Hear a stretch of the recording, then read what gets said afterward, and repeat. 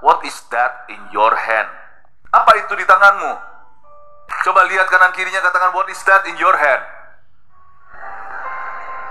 Jawabnya HP. Apa itu di tanganmu? Kita buka ayatnya dulu, Keluaran pasal 4 ayat 1 sampai 7.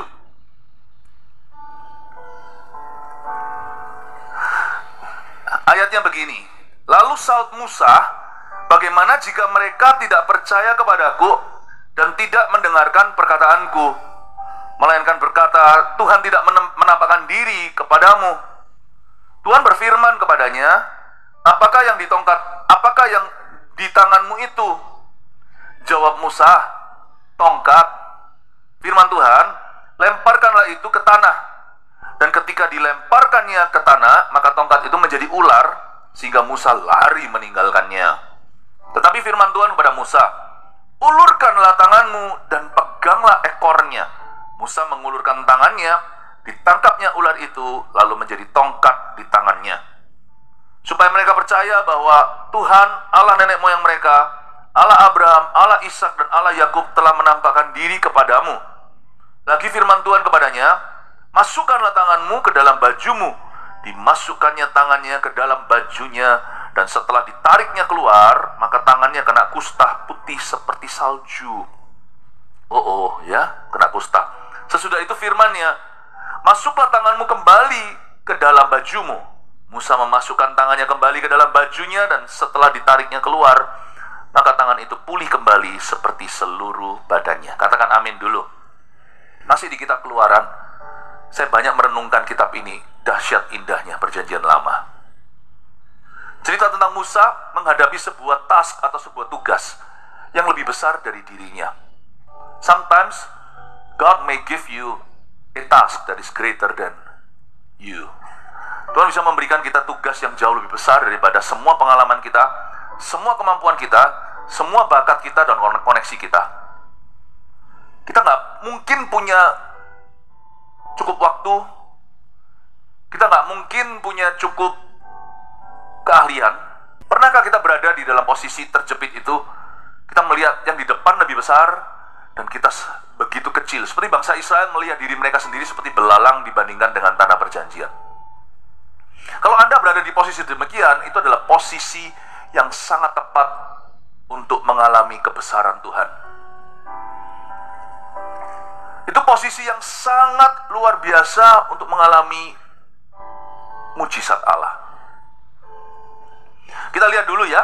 Lalu saut Musa ayat 1. Bagaimana jika, stop.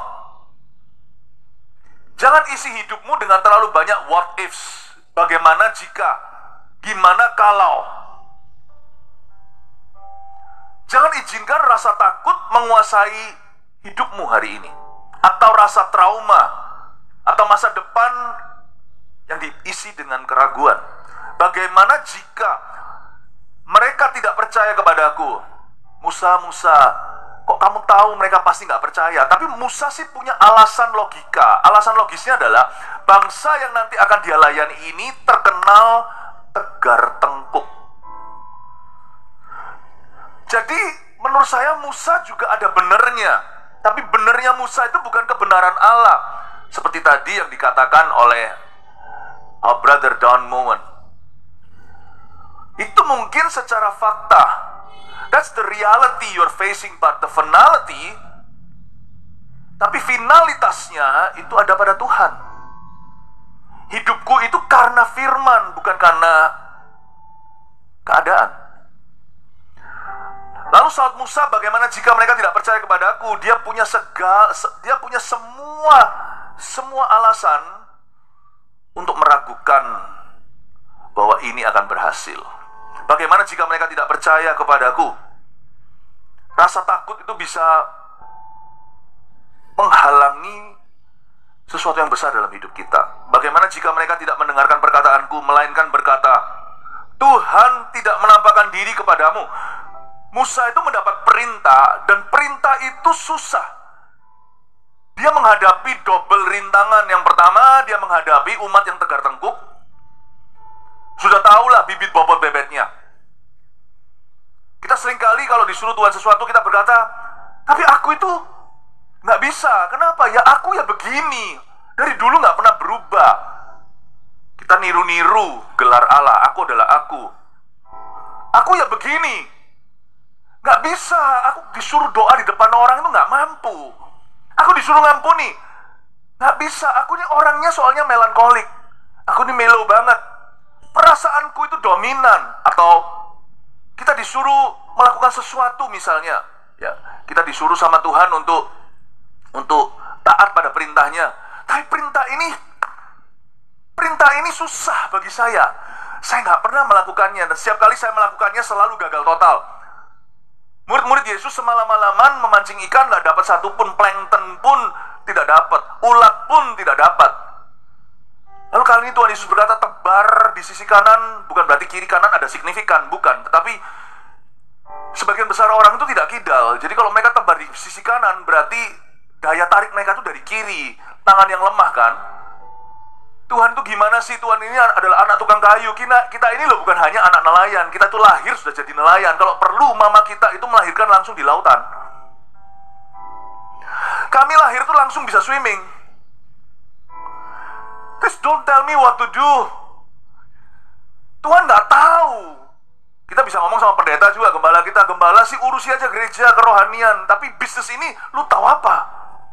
Seluk-beluknya loh. Tuhan memberi kita perintah yang rasanya nggak masuk akal. Tapi gini ya, kalau kita mau hidup dengan iman, kita nggak boleh hidup dengan bagaimana jika. Itu musuhmu. Musuh iman itu bagaimana jika, what if. Too many what ifs, terlalu banyak jikalau, bagaimana kalau. Terlalu banyak, karena kita manusia itu seringkali negative thinking. Faith is not positive thinking. Faith is believing in the impossible. Faith isn't so low. Iman itu nggak serendah hanya berpikiran positif. Itu orang dunia bisa. Iman itu percaya apa kata Allah. Sekalipun kalau kata-kata Allah itu bisa jadi tidak masuk akal untuk kita hari ini. Bagaimana jika mereka tidak percaya kepadaku? Lalu kita lihat ayat 2. Tuhan berfirman kepadanya. Tuhan tidak gubris keraguannya. Untung Tuhan itu bukan menjadi lawan bicara kita yang setara. Karena itu jangan heran, sebagian besar doa diignore sama Tuhan. Kecuali kalau doamu sesuai firman, sebagian besar doa diignore atau diabaikan. Bukan karena Tuhan nggak peduli, acu tak acu, atau karena Tuhan tuh dingin sekali. Bukan. Tuhan tuh nggak harus menjawab semua keraguan kita. Kita yang harus menjawab Allah. Karena itu pastikan kita tahu firman apa yang Dia katakan di hidup kita. Supaya jangan sampai sebagian besar daripada doa kita itu hanya lemak yang nggak berguna. Pastikan doa kita itu protein semua. Makanya itu akui firman. Hidupku bukan karena perkataanku atau perasaan, tapi hidupku karena apa kata Tuhan. Ayat 2, Tuhan berfirman kepadanya, apakah yang di tanganmu itu? Tuhan tuh kok lucu. Instead of bukannya Dia menjawab apa yang menjadi keraguan kita, Tuhan malah tanya, lu punya apa? Saya jadi ingat ya sesuatu yang paralel dengan cerita ini. Ada seorang janda datang ke seorang nabi. Lebih tepatnya nabi itu yang datangi. Elisa namanya. Dan dia tahu bahwa janda ini sudah benar-benar putus asa, sudah nggak punya apa-apa untuk menyambung kehidupannya. Dan Elisa itu bukannya mendoakan dia sesuai dengan kemauan. Kadang-kadang kita sebagai hamba Tuhan, pendeta pun, gembala, kita itu punya pressure atau tekanan untuk memenuhi ekspektasi orang.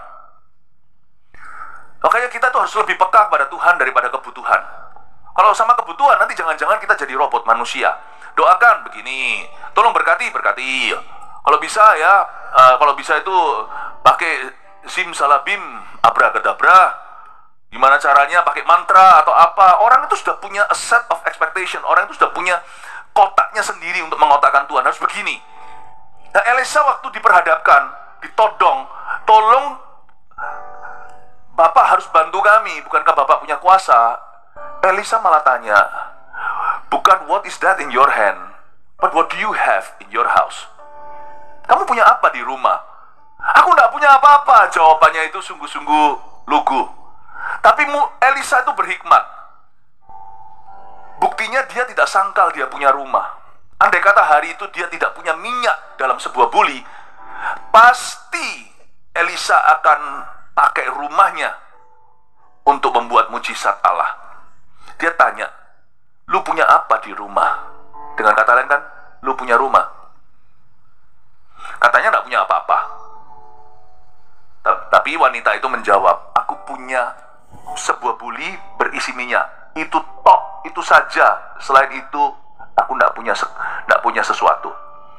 Dan Elisa berkata, baiklah, pinjam sebanyak mungkin guci dari tetanggamu. Pinjam buli-buli, jangan sedikit ya. Lalu setelah itu, tuangkan minyak itu, dan minyak itu tidak akan pernah berhenti. Sungguhan terjadi. Elisa disuruh ucapkan mantra, suruh tumpang tangan, suruh melakukan sesuai dengan, kan dia kan mungkin janda ini butuh makan. Elisa bukan ciptakan roti, karena itu yang memang bisa mengenyangkan perutnya. Kalau dia dililit hutang, Elisa tidak kasih dia uang. Seorang pengemis berdiri atau duduk lebih tepatnya karena dia lumpuh di tepi gerbang indah di dekat bait suci.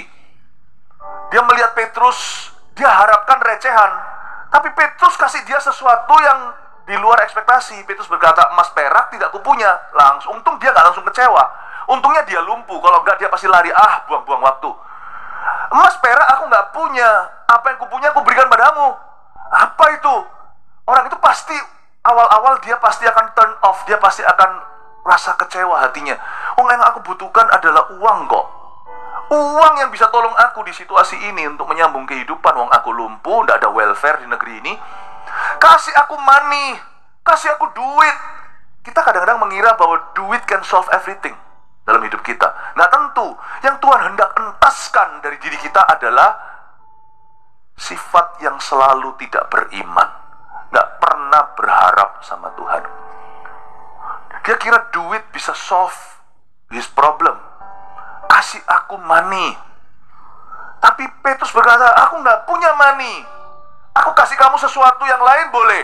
Untung dia tidak menolak. Dia hanya lihat, bangkit dan berjalanlah. Dan dia sembuh. Dia nggak dapat sepeser pun. Tapi karena dia bisa berjalan, dia bisa bekerja lagi. Sometimes solusinya tidak seperti yang kau kira. Wanita ini mengasihani diri sendiri, si janda ini. Janda yang ketemu Elisa. Kami ini papa. Kami ini kasihan.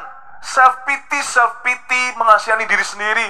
Aku tidak punya apa-apa. Suka iri, orang gitu kan bisa suka iri. Selalu bandingkan. Dan rumput tetangga selalu lebih hijau dari rumputnya sendiri. Dia berkata, andai kata aku lahir kaya seperti tetanggaku, seperti orang itu. Andai kata aku berpendidikan. Aduh, aku di PHK. Kalau aku punya pekerjaan kan pasti semua masalah ini tidak ada. Aku gak seperti kamu. Itu yang mau dibuat sama Elisa sembuh. What do you have in your house? Kamu punya apa di rumahmu? Aku gak punya apa-apa. Elisa harusnya tertawa. Oh, kamu gak sangkal kamu punya rumah kok. Orang ini selalu lihat lubang pada donatnya. Kapan dia akan makan? Selalu orang ini melihat masalah, gak pernah lihat Allahnya. Apakah kita tipe orang seperti itu? Mau dikasih mujizat segudang juga gak sembuh hidupmu. Karena orang yang selalu lihat bolongnya gak akan pernah lihat Tuhan. Selalu lihat itu kurang-kurangnya. Orang seperti ini dalam pernikahan juga susah loh. Kasih menutupi segala sesuatu. Tapi kalau orang orientasinya memang negatif, selalu mencari yang dia gak punya, dan selalu salahkan orang lain, dan selalu mentalitas korban atau victim mentality. Orang seperti ini dalam pernikahan juga susah diajak kerjasama. Selalu lihat kurang-kurangnya spouse atau pasangannya. Dia nggak bisa lihat kalau kurangnya spouse atau pasangannya itu justru panggilan Tuhan. Itu adalah kelebihan di dalam dirinya. Dia ngomel dan menggerutu, suamiku begini, suamiku begitu. Padahal suaminya begitu itu supaya suaminya begitu, gara-gara itu Tuhan kasih dia sebagai pasangan sepadan. Jangan kita marahi kelemahan suami, tapi kita harus isi sebaliknya juga sama. Istri kita itu kurang begini-begitu, makanya kita husbandnya.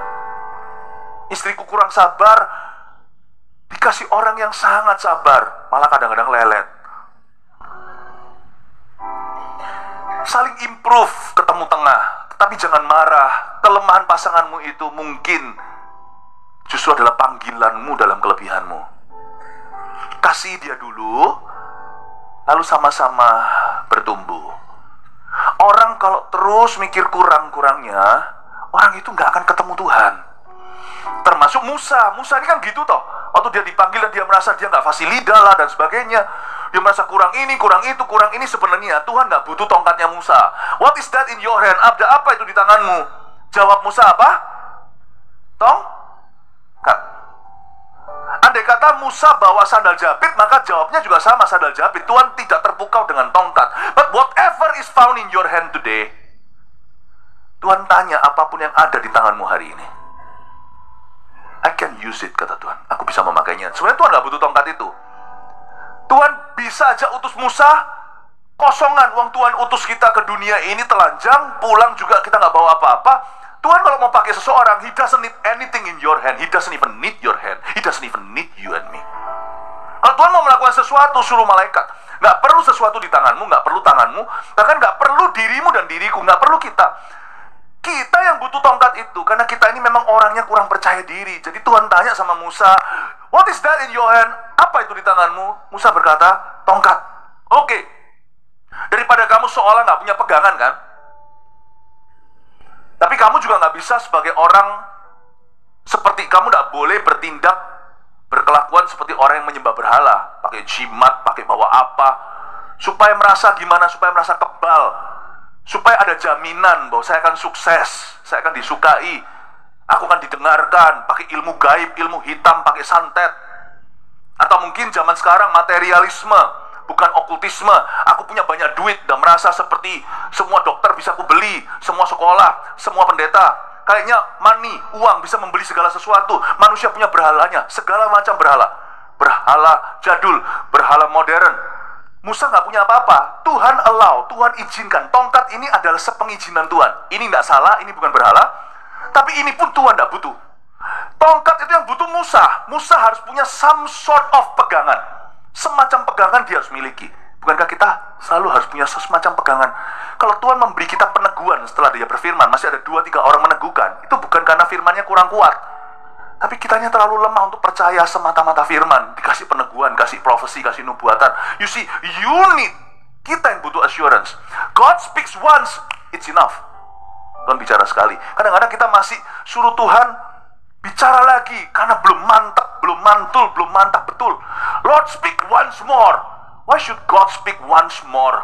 If He has spoken once, that's enough. But sometimes He answers your prayers and mine.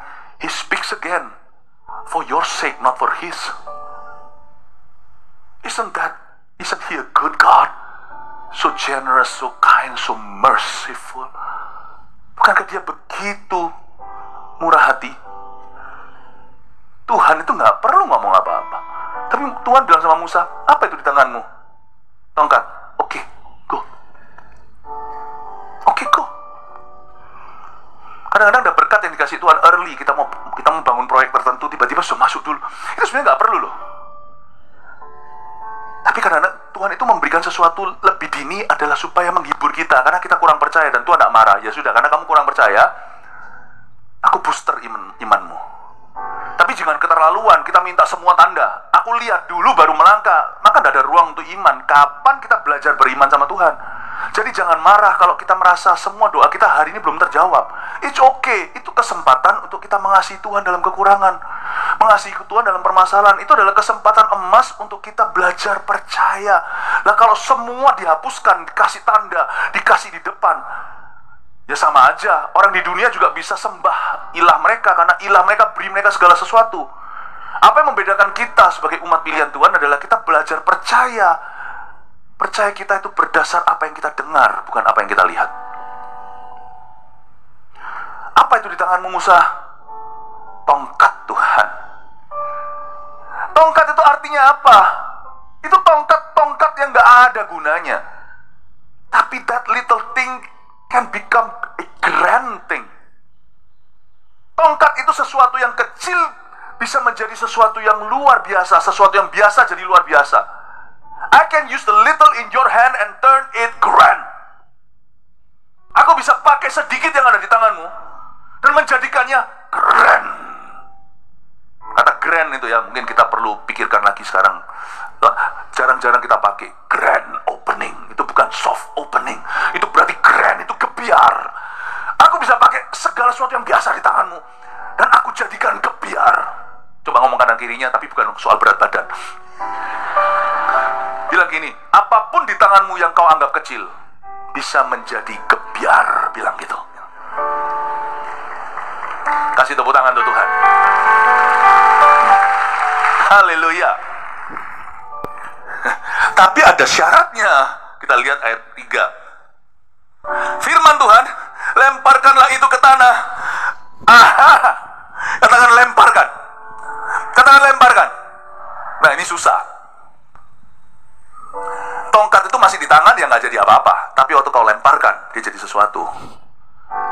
Mana gua tahu, ternyata saya bisa berdoa kalau nggak dijorokkan dulu, atau bahasa Jakartanya kalau Surabaya dijongkrakan dulu. Doa di depan umum. Mana saya tahu kalau doa saya diurapi. Sesuatu kalau masih di tanganmu, sekalipun sudah diserahkan Tuhan, tidak ada gunanya sampai dia dilemparkan. I can use it only if you're willing to lose it. Saya hanya bisa memakainya kalau kamu bersedia untuk kehilangan itu dulu. Bukan lose control ya, tapi give the control to me. Tidak pernah, orang Kristen tidak boleh lose control, tidak boleh lepas kendali. Karena Roh Kudus itu tertib. But give the control to me, kasih kendalinya itu ke tanganku, bukan ke tanganmu. Not your will but my will be done. Kita harus bisa ngomong sama Tuhan, bukan kehendakku tapi kehendakmu yang jadi. Apapun di tanganmu, tongkat itu tetap biasa sampai kita melemparkannya. I can use it, but first if you're willing to lose it. Keuangan juga sama. Apapun juga yang kita taburkan, kita harus rela. Kita rela. I'm a giver. Aku adalah pemberi karena aku seperti Tuhan. Aku mau jadi seperti Dia. Tuhanku tidak pernah kikir. Mengampuni juga sama. Aku ampuni orang itu. Apa dia berubah? Bukannya begini. Tunggu. Aku ngampuni kalau orang itu berubah dulu. Untung Yesus gak gitu. Kita semua binasa hari ini. Give, it will come back to you. Itu bukan soal money, bukan soal uang. Itu soal obedience, ketaatan. Good measures pressed down, shake it together, running over. Apapun yang kau berikan pada Tuhan, percaya Dia akan melimpah ruah kembalinya. Saya nggak bicara tentang uang sekali lagi. Nggak soal itu. Tapi soal obedience hidupmu, ketaatan hidup Anda. Lemparkanlah itu ke tanah. Waktu Musa bilang, Tuhan, tongkat dilemparkan ke tanah. Dan ketika dilemparkannya ayat 3b ke tanah, maka tongkat itu menjadi apa? Menjadi ular. Tapi ini ularnya Tuhan ya. Dari sini kita juga nggak usah superstisi. Ular itu berarti setan. Tuhan juga ciptakan ular. Tapi ya janganlah kita itu tantang, mencobai. Mana-mana kita kasih gambar ular, orang Kristen tidak semua bisa nerima. Tapi di sini saya tahu apapun di tangan Tuhan itu baik. Maka tongkat itu menjadi ular sehingga Musa lari meninggalkannya. Ini kan lucu. Sebuah potensi di dalam dirimu itu tidak akan jadi apa-apa sebelum Anda release it. You release it. Baik itu pengampunan, baik itu apapun juga bakat Anda. Sebelum Anda melangkah, jangan menunggu sampai Anda kerasa. Sebab Tuhan punya urapan itu bukan untuk kita rasakan saja, tapi untuk kita alami. Roh Allah ada padaku oleh karena Ia mengurapi aku. Lalu habis itu di ayat Yesaya 61 untuk baca, coba itu. Saya garis bawahi di Alkitab saya. Garis bawah saya cukup unik, mungkin tidak seperti Alkitab lainnya, Alkitab orang lain.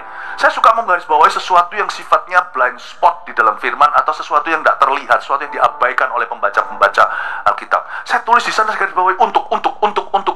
You see, the anointing, urapan itu peruntukan. Dia bukan untuk dirasakan. Tuhan, aku mau lakukan proyek ini, Tuhan suruh aku lakukan ini. Aku mau nunggu sampai aku kerasa sesuatu, baru aku melangkah. Salah. Melangkahlah, Anda akan kerasa.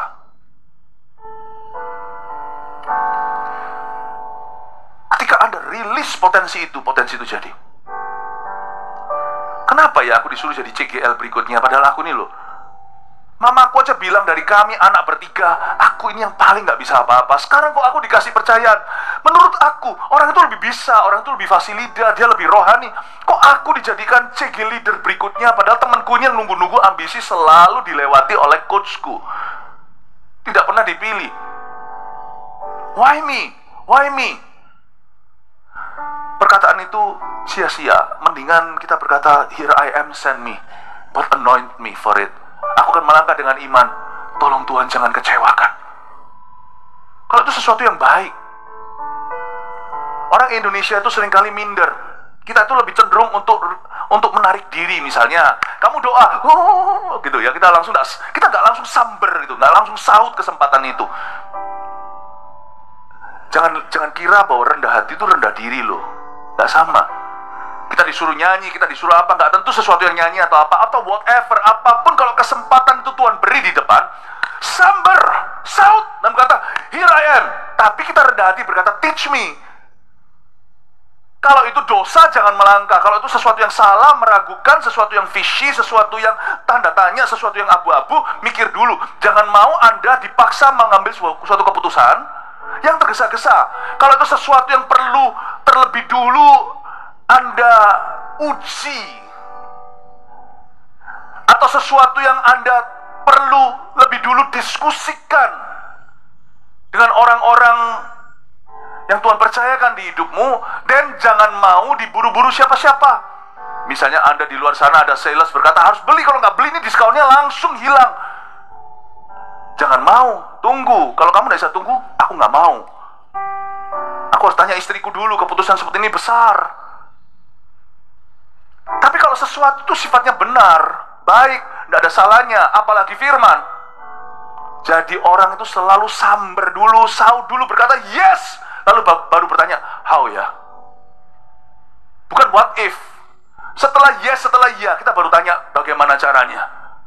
Itu Tuhan senang.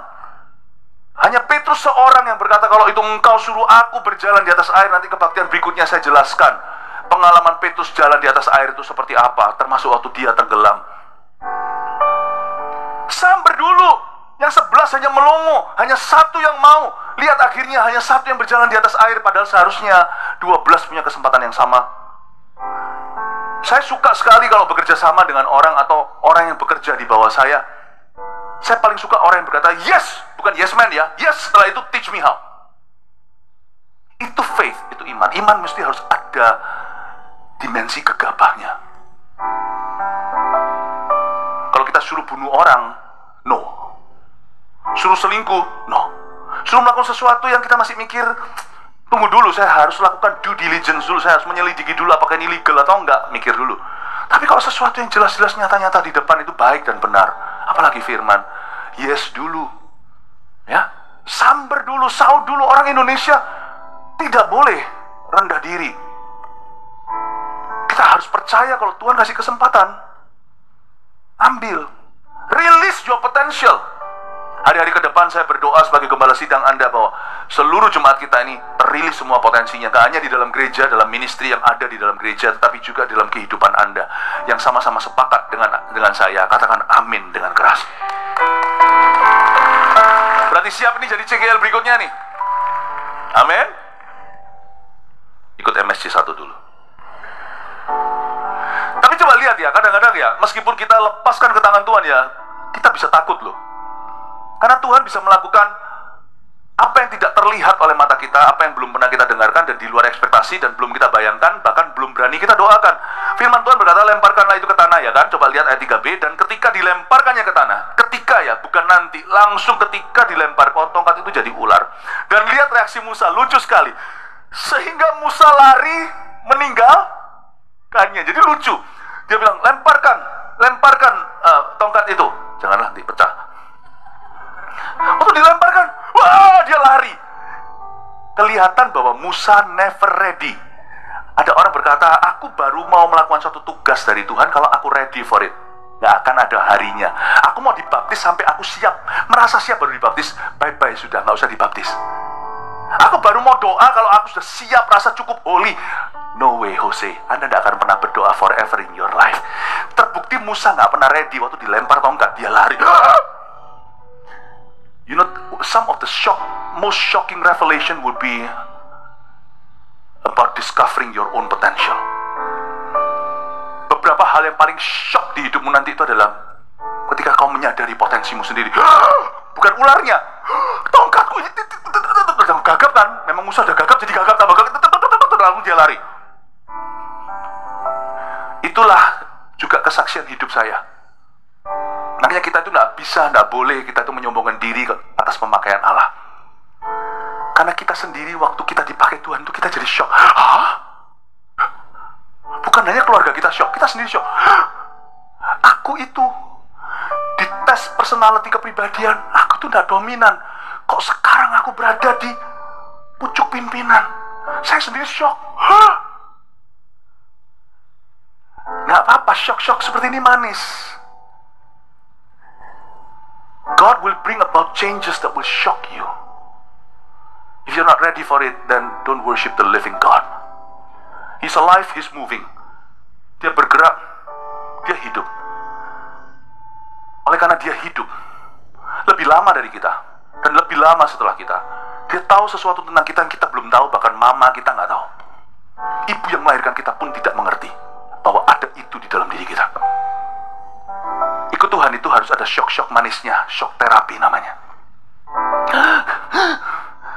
Kalau kita nggak ada, itu berarti kita sudah mati rohani. Kalau kita ada, itu berarti kita itu sudah jadi agamawi. Coba lihat orang sebelah kanannya. Gitu. Kenapa? Beritahu sama orangnya, karena Tuhan mau pakai kamu. Kasih tepuk tangan untuk Tuhan Yesus. Ayat 4. Tetapi firman Tuhan kepada Musa, ulurkanlah tanganmu dan peganglah ekornya. Musa mengulurkan tangannya, ditangkapnya ular itu lalu menjadi tongkat di tangannya. Ayat 4 ini ada hikmat. Firman Tuhan ngomong gini sama Musa waktu dia lari ya. Mus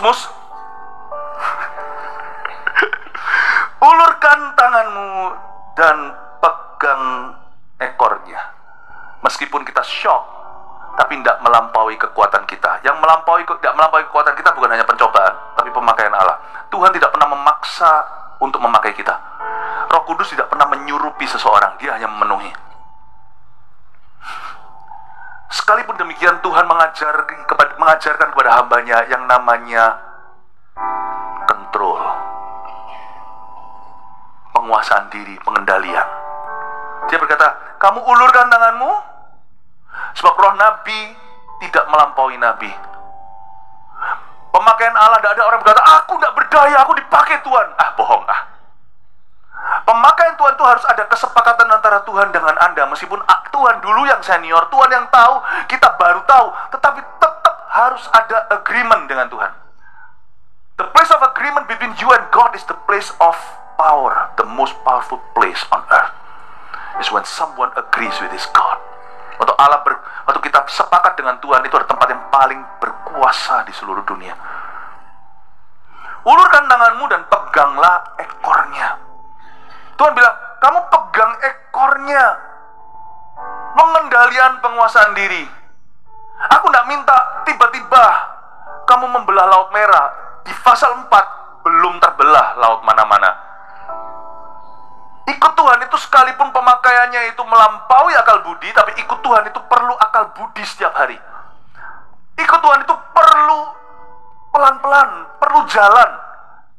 Before you can flow with Jesus, you must walk with Him first. Kita jangan, makanya itu adalah sebuah kebodohan untuk membanding-bandingkan. Orang yang membandingkan ke atas, orang itu kok dipakai Tuhan, aku kok enggak, itu enggak fair.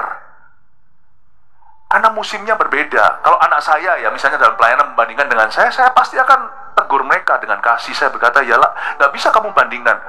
Papa dulu waktu di usia kamu sama-sama muda, Papa buat banyak salah yang kamu tidak buat karena kamu sudah terlebih dahulu belajar dari pendahulu-pendahulumu. Aku berada di season yang sudah matang. Kamu masih mentah. Jadi kamu jangan terintimidasi dengan keberhasilan orang-orang yang mendahuluimu. Tapi belajarlah dari mereka. Apa yang membuat mereka berhasil, belajarlah juga dari beberapa yang membuat mereka gagal. Dan orang yang sudah maju dulu, ini seasonnya sudah finale, seasonnya sudah episode ke-16 itu drakornya. Anda kalau lihat orang yang baru jalan atau merangkak lalu Anda hina, berarti orang itu sudah kehilangan Tuhan. Orang itu sudah lupa daratan. Jangan pernah kita itu melihat orang yang masih baru mulai, lalu kita bandingkan dengan diri kita, ya matilah. Dengan demikian kita mematikan terus pengikut kita. Kapan mereka akan muncul? Kapan yang namanya murid bisa menjadi sama dengan gurunya? Jangan mengintimidasi orang-orang yang kau pimpin, baik itu dalam keluarga, dalam pelayanan, dalam bisnis. Kita harus menjadi cheerleader mereka. Come on, it's okay, I made the same mistake. Tapi saya akan ajari sama kamu gimana caranya kamu jangan membuat kesalahan-kesalahan berikutnya, karena aku punya pengalaman dengan itu. Makanya God can use my mistakes. Nanti ibadah berikut-berikutnya saya akan ajarkan, but please don't make the same mistake twice. Supaya kita cepat gitu loh lajunya, jangan muter-muter di padang gurun. Kita gak boleh kita itu merasa superior atau lebih hebat. Tapi kita mesti harus menghargai setiap proses Tuhan. Kita pun diproses Tuhan hingga hari ini. Orang-orang sedang dalam jalan dalam prosesnya, Anda mesti tiap hari dukung mereka. Ayo, bisa. Karena Tuhan itu tidak pernah langsung memakai orang tiba-tiba. Selalu ada proses Allah, ulurkan tanganmu dan pegang ekornya. Dan kita lihat ya, proses Tuhan selalu step one. Ini begini, Musa mengelurkan tangannya, ditangkapnya ular itu. Lalu apa menjadi apa? Ular tersebut jadi apa? Jadi tongkat. Ular tersebut jadi apa? Ular di sini nih tricky, kita nggak tahu karena kita nggak tahu persisnya seperti apa. Karena ini adalah tongkat yang nanti jadi ular yang harus mengkonfrontasi Firaun yang selalu mandi di Sungai Nil. Kata ular di sini saya temukan dalam bahasa aslinya itu seperti semacam ular besar. Mungkinkah tongkat itu berubah jadi krokodil? Segede apapun ularnya, kembalilah jadi tongkat. Tuhan ajari sama Musa, aku akan pakai kamu, tapi kamu jangan lupa daratan. Sehebat apapun mujizat dari tongkatmu itu nanti, jadi krokodil lah, jadi apa itu krokodil itu apa bahasanya? Buaya. Jadi buaya atau nanti membelah Laut Merah, ingatlah itu hanya tongkat ya. Aku yang luar biasa. Always go back to simplicity and humility. Selalu balik. Zaman waktu saya kecil dulu, kita semua berkeringat. Anak-anak sekarang, anak-anak kecil sekarang keringatnya banyak di jari. Waktu saya lari dulu itu namanya permainan benteng-bentengan. Kalau kita sudah kalah hawa dengan lawan kita, kita harus lari pegang benteng lagi untuk renew energy. Tahu ya siapa yang pernah main benteng-bentengan? Haleluya, ini semua seusia atau lebih tua dari saya. Itu permainan online kami dulu. Ya. Dan waktu main benteng-bentengan, ingat ya bentengmu dan bentengku, supaya pemakaian Tuhan itu terus dalam kehidupan kita. Benteng kita itu humility, kerendahan hati, simplicity. Jangan kau lihat krokodilnya, jangan kau lihat tongkat itu pernah mukul batu nanti membelah dan jadi air, atau memisahkan Laut Merah. It's just a staff in your hand. It's grand because of me, not because of you. Itu kebiar karena aku, bukan karena kamu. Saya jadi ingat cerita tentang Daud. Daud itu dipakai Tuhan itu dalam beberapa repetisi. Dia pertama kali mengusir roh jahat dari Saul waktu main kecapi. Roh jahat itu mundur. Jadi koko-kokonya Daud itu baret merah, baret hijau, semuanya itu semua Kopassus, pasukan khusus. Mereka itu di lapangan, tetapi Daud langsung di istana raja, bahkan langsung di kamar tidurnya. Tapi Daud setiap pulang ke rumah, kalau Anda baca di Samuel, dia selalu tanggalkan pakaiannya, lalu kembali ke tugas lamanya, padahal dia itu sudah kerja di istana raja. Balik rumah papa, Daud tetap jaga mbek-mbek berapa ekor domba di halaman belakang. Waktu dia jaga itu selalu kembali lagi ke simple, kembali lagi ke humble.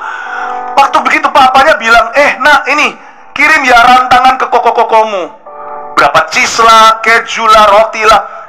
Dia tata domba-dombanya supaya ada pekerjaan upahan, sementara dia absen, dia pergi ke medan perang. Kan ini sudah diangkat Tuhan nih sampai ke istana. Tapi karena dia rendah hati, kembali ke simplicity, kembali ke rendah hati, Tuhan akan angkat lebih tinggi. Orang yang rendah hati itu diangkat terus. Orang yang sombong akan jatuh. Pemakaian Tuhan terakhir akan menjadi sebuah view atau sebuah memori. Daud setelah dipakai Tuhan sampai ke istana, berikutnya karena dia balik rumah, menggembalakan secara sederhana, dengan tugas-tugas yang sederhana pula, dikasih rantangan, ternyata itu jalan untuk bunuh Goliat. Dari kerja di istana, menjadi raja di istana. Orang yang rendah hati itu, Tuhan akan langganan memakai dia. Ketinggian terakhir yang Tuhan bawa kau ke situ, itu tidak seberapa dengan ketinggian berikutnya. Tapi orang yang sombong, ya sudah, yang terakhir kali dipakai Tuhan itu, Tuhan putus kontrak. Itulah sebabnya, apapun yang di tanganmu itu bisa dipakai Tuhan terus, kalau kita terus ingat bahwa itu hanya tongkat. Waktu kita dipakai Tuhan dalam bisnis misalnya, dalam dunia finansial, lalu kita dibuat tambah hari semakin punya. Ada ayat, jikalau hartamu bertambah di rumahmu, janganlah hatimu melekat padanya. Lalu setelah satu titik kita jadi gaya, kita merasa itu bukan tongkat. Di tanganku itulah kuasa beli segala sesuatu. Disitulah Tuhan akan meninggalkanmu dan meninggalkan bisnismu. Dulu awal mulanya seseorang itu WL, itu karena dia rendah hati, Tuhan melihat hati. Satu titik dia merasa semua dunia matanya memandang kepadaku. Jangan heran, hai Saul, sebentar lagi tanpa kau sadari, jubahmu sudah dikoyakkan dan kaki Dian sudah dipindahkan ke seseorang yang sekarang kau masih di titik ini kau tidak kenal, mungkin kau hina. Jangan heran, Tuhan sudah pindah kemah, sedangkan kita di sini masih nyanyi-nyanyi tentang Tuhan, padahal Tuhan sudah tidak bersama denganmu, tidak pergi perang dengan kamu. When we forget, waktu kita lupa bahwa tongkat di tangan kita itu hanyalah tongkat, maka akhirnya Tuhan akan membuat itu hanyalah sebuah tongkat di tanganmu. Tidak ada lagi Tuhan di dalamnya. Jangan pernah kita berubah setia. Coba katakan pada diri sendiri, jangan pernah berubah setia. Katakan sama diri sendiri, setialah pada Tuhan sampai mati. Tetap humble, tetap simple. Kasih tepuk tangan untuk Tuhan. Gereja kita adalah gereja yang penuh dengan karunia, terbuka untuk karunia Roh Kudus, dan penuh dengan karisma. Tapi satu hal tentang gereja ini adalah yang menjadi DNA yang saya garis bawah. Kita adalah gereja yang diisi oleh jemaat maupun pendeta maupun semua pelayan-pelayan Tuhannya. Kita adalah gereja yang tidak banyak gaya. Straight to the point aja. Just Jesus. Dan change lives. Yesus dan kehidupan yang berubah. Udah itu aja. Semua yang lainnya ini hanya kita memberikan the best kepada Tuhan. Tapi kita ingat bahwa segala sesuatu hanyalah tongkat. Ingatlah, di dalam gereja kita, saya sudah cetuskan, everyone, anyone, termasuk saya, is replaceable. Dapat digantikan. Everybody, anybody. Mau yang melayani di sini sampai di belakang semuanya, we are all replaceable. Semua gembala, pendeta, sampai semua pelayan CGL, everybody, everyone is replaceable. Kalau kita dipakai Tuhan, semua karena kasih karunia, bukan karena kita indah. Yang percaya kasih tepuk tangan Tuhan Yesus. Saya terharu waktu dari sesuatu yang grand, krokodil apa, dipegang lagi, jadi tongkat. Wow, I'm always ordinary, never once been extraordinary. We're all ordinary. Supaya mereka percaya bahwa Tuhan Allah nenek moyang mereka, Allah Abraham, Allah Ishak, Allah Yakub telah menampakkan diri kepadamu. Lagi firman Tuhan kepadanya, masukkanlah tanganmu ke dalam bajumu. Ini indah. Dimasukkan tangannya ke dalam bajunya. Kalau saya diginikan, saya marah. Waktu dikeluarkan, setelah ditariknya keluar, maka tangannya kena kusta, putih seperti salju. What? Dari sini saya harus memberitahu kepada Anda bahwa Tuhan tidak memberimu penyakit. Tapi kalau Tuhan mau, Tuhan bisa buat orang sakit. Karena Tuhan itu Maha Kuasa, Dia bisa apa saja. Di ayat 6 ini, adakah cerita Musa marah ngambek sama Tuhan? Musa ini seperti Ayub spiritnya. Masa kita mau terima yang baik saja, nggak mau terima yang buruk dari Tuhan? Berapa banyak di antara kita kalau Tuhan hari ini kita mengalami masalah finansial, kita ngamuk, kita ngambek, atau kalau kita sakit. Jangan pernah menuduh di mulut kita, karena Tuhan tidak pernah mencobai siapa-siapa atau dicobai oleh apapun. Jangan berkata, Tuhan yang kasih aku yang buruk, karena semua yang baik, semua yang sempurna datang dari Bapa segala terang. Tapi, kalaupun misalnya omong kosong, Tuhan yang kasihmu penyakit itu atau mengizinkannya, ngamuk enggak kita sama Tuhan? Saya punya satu prinsip yang saya sambung dari saat teduh bersama kemarin. Nggak kemana-mana bersama dengan Tuhan lebih baik daripada pergi kemanapun tanpa Tuhan. Not going anywhere with Jesus is more profitable and better than going anywhere without Him. Saya tambahin satu ya. Saya sakit sampai mati, nggak sembuh-sembuh, asal Tuhan bersama denganku, lebih baik daripada orang yang sehat walafiat dan hidupnya jauh dari Tuhan.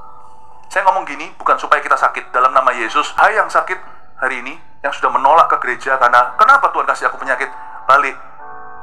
You have no right to get angry with God. Semua yang Tuhan, yang kau miliki, kau nikmati selama ini, keluargamu, hartamu, pekerjaanmu, hidupmu, seputar hidup, semua itu pinjaman dari Tuhan. Itu aja belum bisa bayar kok mau ngamuk sama Tuhan. Tapi ya saya doa dalam nama Yesus semua sehat. Meminjam perkataan dari Opa Don, I have no doubt if Jesus comes and touches you, He will heal you. God is good. God is always good. Tuhan selalu baik. Berikan tepuk tangan untuk Tuhan. Haleluya. Tapi lihat ya, Musa ya, ayat 7, setelah ini saya selesai, sesudah itu firman-Nya, masukkanlah tanganmu kembali ke dalam bajumu. Musa masukkan, quiet dah. Gitu aja, nurut banget. Ini Musa ini is a good boy. Musa ini anak yang baik. Udah usianya 80 aja, tetapi masih kekanak-kanakan. Bukan imannya, sifat hati. Disuruh masukkan kembali ke tangannya, Musa memasukkan tangannya kembali ke dalam bajunya, dan setelah ditariknya keluar, boom, tangan itu pulih kembali seperti seluruh badannya. Look at that. Tadi saya bilang apa? Proses Tuhan itu selalu membawa kita kembali humble. Tetapi untuk jalan dengan Tuhan, kita harus belajar trusting, harus belajar percaya. Musa lihat kusta itu kali ini nggak lari. Tadi dia lihat ular, dia lari. Kusta lebih ngeri loh, lebih ngeri. Ular dia bisa lari, kena bisanya masih bisa diobati. Kusta nggak ada obatnya. Jadi waktu dia kena kusta kedua kali, nah ini saya tunjukkan bahwa Musa sudah semakin dewasa. Jangan sampai pertama kali Tuhan membentukmu, kau tidak lulus, lalu lain kali sama saja, tidak pernah berubah. Kedua kali ketika Musa dididik Tuhan, dia nggak lari. Sama Tuhan jangan main petak umpet. Hidup terlalu singkat. Dan Tuhan mau memakai tongkat di tanganmu, dan Tuhan akan menunjukkan pemakaian yang dahsyat. Ingatlah, ikut Tuhan itu harus belajar dari masa lalu. Kalau dulu kau lari, sekarang kau nurut. Dan belajar untuk trust.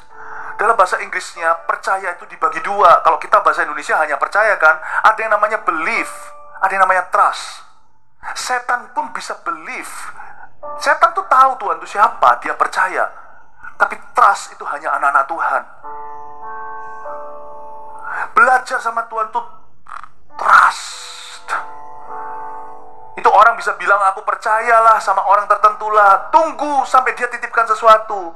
Misalnya ada satu game yang dimainkan orang-orang, misalnya pramuka, ada yang menjatuhkan dirinya lalu ditangkap temannya, itu trust. Ya jangan lakukan itu, konyol kalau kita jatuh. Tapi dalam hidup ini, kita juga dikasih kesempatan yang sama. Percaya itu teori, bisa aja hanya sebuah statement atau pernyataan. Trust itu tindakan. I will trust my life to you. I will trust. Kalau Tuhan bilang jangan berbuat seks sebelum menikah, trust Him. It's good for you. Jangan dilanggar kalau itu sengaja. Kalau Tuhan berkata firman-Nya begini sekalipun itu tidak sesuai dengan kebudayaan atau pikiranmu, trust Tuhan dulu. Lakukan itu, bukan lakukan kehendakmu. Trust itu ada real action-nya, ada tindakan nyata.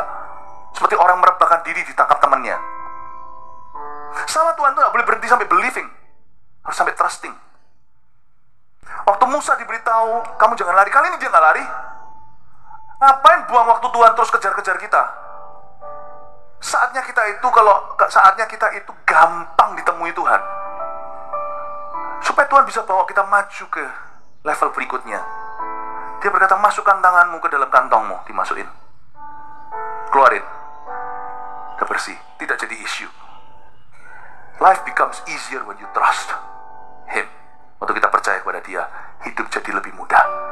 Dan apapun yang ada di tanganmu itu, kalau kita belajar percaya sama Tuhan ya, dia bisa jadi besar. Sungguh, gak ada sesuatu yang biasa di tangan seseorang jadi besar kecuali dia percaya sama Tuhan. Saya mau mempercayakan keluarga saya kepada Tuhan. Apapun di tangan saya percayakan bakat saya, talenta saya tidak seberapa kepada Tuhan. Saya percayakan kepada Tuhan semua yang aku miliki. Saya percayakan kepada Roh Kudus hidup ini. Apapun di tanganmu yang dipercayakan pada Kristus, pasti jadi. Amin. Yang percaya katakan amin.